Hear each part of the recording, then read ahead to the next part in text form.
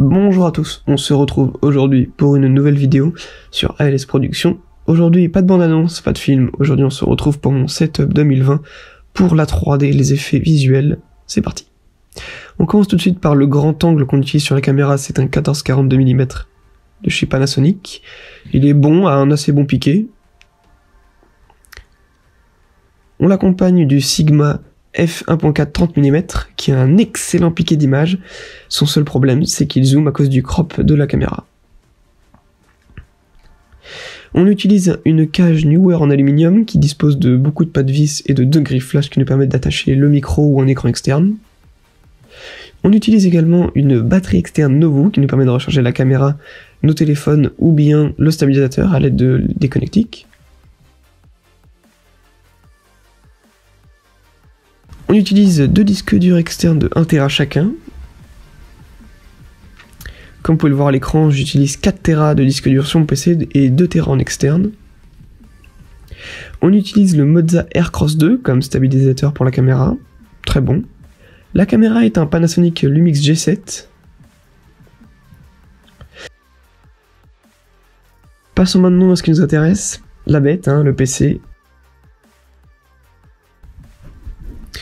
C'est un Threadripper 2920X, 12 cœurs, 24 threads, il est impressionnant sur Houdini ou sur After Effects. Il est posé sur une MSI X399 SLI+, que je ne recommande pas puisque le temps de démarrage est long. Vous pouvez voir 2 cartes graphiques, la première, celle du haut, est une MSI, c'est une GTX 1660 6Go en RGB. Qui me permet de jouer et d'afficher ce que je vois. Elle est plutôt performante, il n'y a pas de doute là-dessus, elle n'est pas trop chère, elle est aux alentours des 250 €, c'est une très bonne valeur sûre.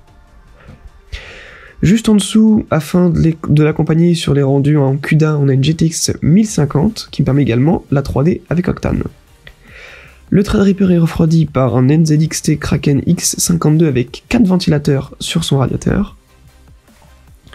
Les ventilateurs, quant à eux, sont tous des NZXT, seulement 3 sont RGB, c'est des AER RGB 120, et le ventilateur du dessus est le ventilateur du boîtier Fantex P300 qui m'accompagne. Ici, vous pouvez voir que les 2 ventilateurs du devant sont non RGB, parce que ça ne sert à rien. Côté son, j'utilise un Plantronics Rig 400 en Dolby Atmos, ainsi qu'une barre de son Razer Leviathan avec son caisson de basse. Elle est plutôt cool, prise optique, seul souci, les basses s'en vont beaucoup trop rapidement quand on monte le son, c'est vraiment dommage, parce qu'elle a un énorme potentiel, et Razer sait y faire. Côté écran, je dispose d'un dual screen, posé sur un pied d'écran Amazon Basics, qui est très bon. Mon écran principal est un Philips 276E, c'est un écran 4K, 4 millisecondes, il a de assez bonnes couleurs, des profils de couleurs intégrés, y compris pour la lumière bleue. Mon écran secondaire est un LG E2210, c'est un écran 1680 par 1050, il est extrêmement vieux, il commence vraiment à bugger, et je ne vais pas tarder à le changer par un Yamaha. Ma souris est une Roccat Kova, elle est vraiment géniale avec tous les boutons sur After Effects et Premiere Pro. Mon clavier est un Corsair K55 RGB, qui risque de changer par un K95.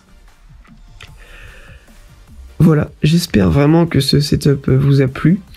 Alors le setup complet coûte plus de 2300 €, ça c'est une certitude. Préparez-vous, du très très loin arrive, je sais qu'on n'est pas très actif. Vous avez les réseaux sociaux qui sont affichés juste en bas, ainsi que les sites. Vous pouvez trouver quelques news. On se retrouve bientôt pour un nouveau film, et vous aurez bientôt la bande-annonce. Au revoir.